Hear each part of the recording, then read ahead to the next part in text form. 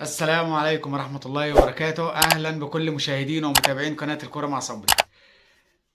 في البداية كل سنة وحضراتكم طيبين، وإن شاء الله شهر مبارك وشهر خير وسعادة عليكم وعلى جميع الأمة الإسلامية. هنبدأ كلامنا النهاردة، أو هبدأ كلامي معاكم بالحديث عن مباراة الزمالك والبنك الأهلي.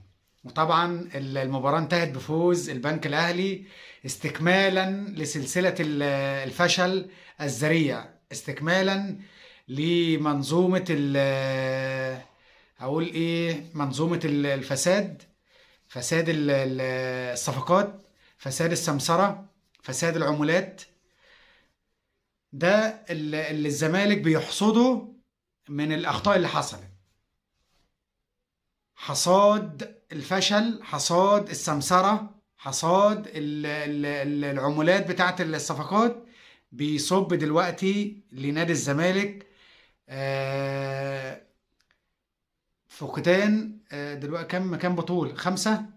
كاس السوبر المصري السعودي، السوبر المصري مع الأهلي، والسوبر المصري السعودي كان مع الهلال، الهزيمة في كاس مصر القديم من بيراميدز، فقدان الدوري، فقدان كاس الرابطة النهاردة، فقدان بطولة أفريقيا. 6 فقدان 6 بطولات في 4 شهور، 3 شهور، بداية من شهر 1. في 3 شهور 6 بطولات في 3 شهور. خرجنا من 6 بطولات. ايه السبب؟ الله اعلم، مش عارفين.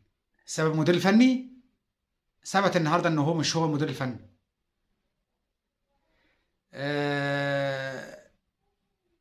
السبب اقول ايه، ارضيه الملعب وحشه.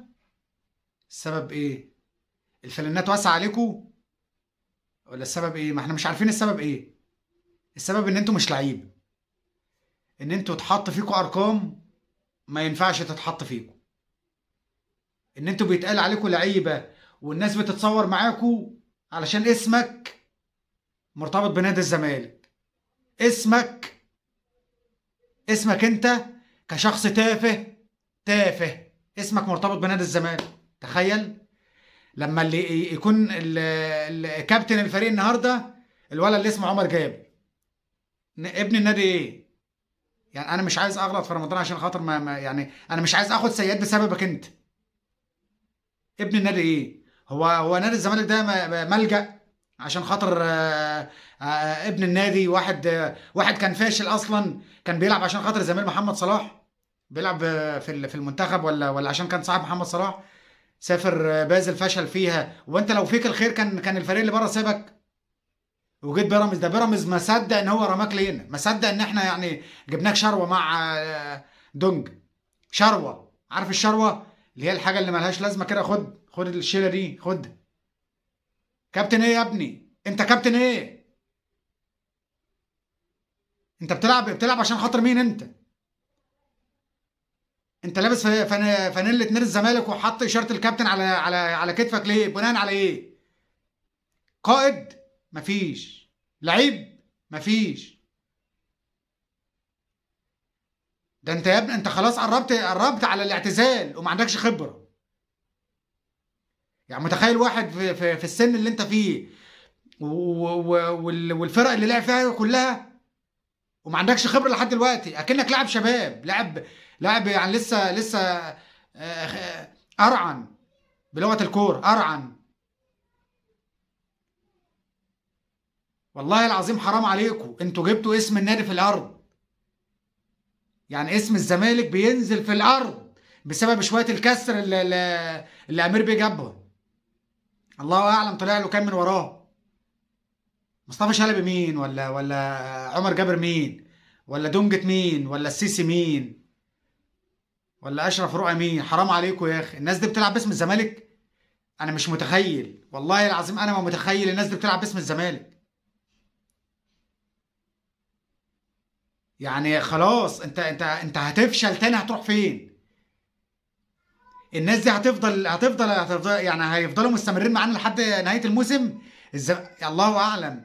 يا رب اديني الصحه واعيش لحد اخر الدوري عشان خاطر اشوف المركز اللي الزمالك هيفنش فيه الدوري مع الاشكال دي. يعني مش والله العظيم ما معقول.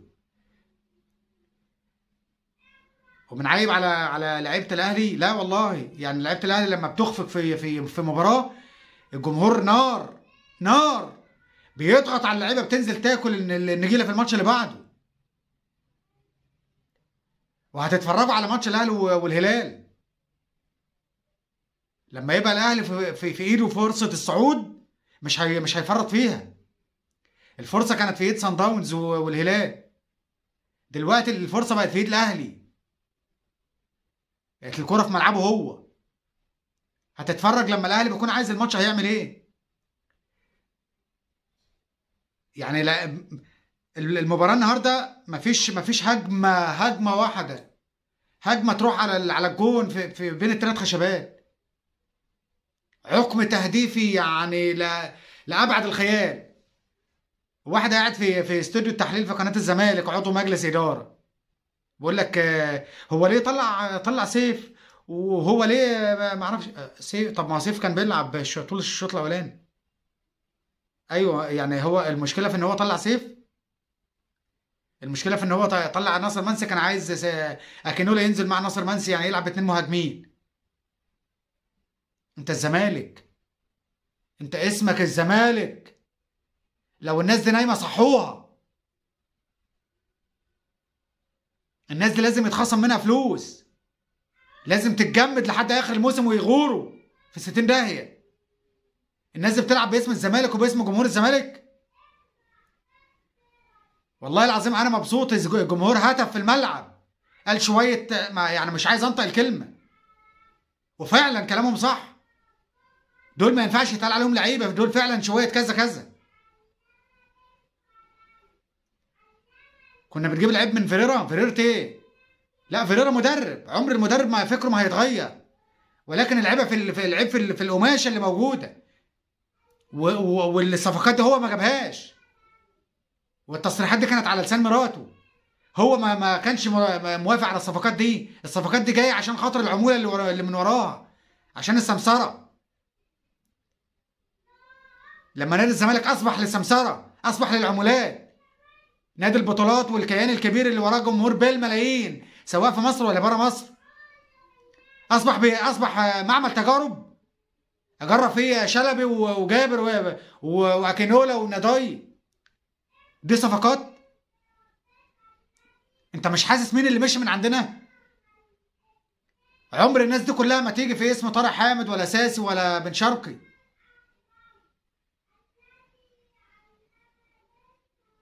واحد رايح له انفراد من يعني الكرة كسر الاوفسايد من نص الملعب، جري على الكوره والدفاع كله واقف مستني بتاع الرايه يرفع، وهو نفسه مش عارف ان هو اللي كسر الاوفسايد ولا يعني اللعيب في الاوفسايد ولا بره الاوفسايد. واستنى لحد لما اللعيب جري ولم الكوره وجري دخل على المنطقه وعرضها لزميله حطها في الجول، ودول واقفين بيتفرجوا. دي لعيبه نادي الزمالك؟ ما عادش في كلام نقوله. يعني هندعم على ايه بطوله اسمها ايه اللي في السعوديه؟ كاس الاتحاد السعودي، ولا اللي احنا في المجموعه بتاعتنا فيها النصر هنلعب مع كريستيانو؟ الاشكال دي هتلعب قصاد كريستيانو؟ يعني دي البطوله اللي احنا خلاص يعني هنحط الامل ان احنا ناخدها، اذا كان احنا مش عارفين، مش عندنا اول ماتش في كاس الرابطه. وبالمناسبه كان ابراهيم فايق بيقول كلمه برضو امبارح، يعني يعني ايه احصائيه، يعني لاول مره تحصل 6 مباريات في كاس الرابطه تموا خلصوا بضربات جزاء. حتى المباراه النهارده اللي كانت معانا في نفس التوقيت، انبي وبيراميدز، خلصت بضربات الجزاء. المباراه الوحيده اللي انتهت بفوز كان علينا احنا. وده يدل على ان احنا، يعني انا اقول ايه طيب، الزمالك اضعف فريق في كاس الرابطه، هو الفريق الوحيد اللي اتغلب في الملعب في ال 90 دقيقه. بقيه المباريات كلها خلصت ضربات جزاء.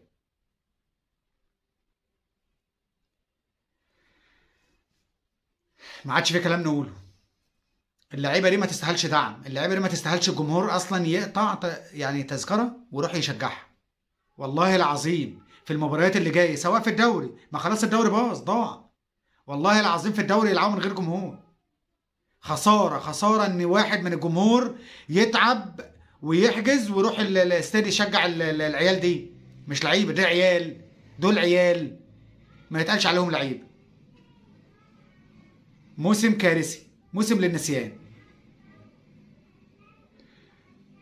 هنتظر تعليقاتكم في على الفيديو، وكل واحد يقول رأيه. دمتم في امان الله، والسلام عليكم ورحمة الله وبركاته.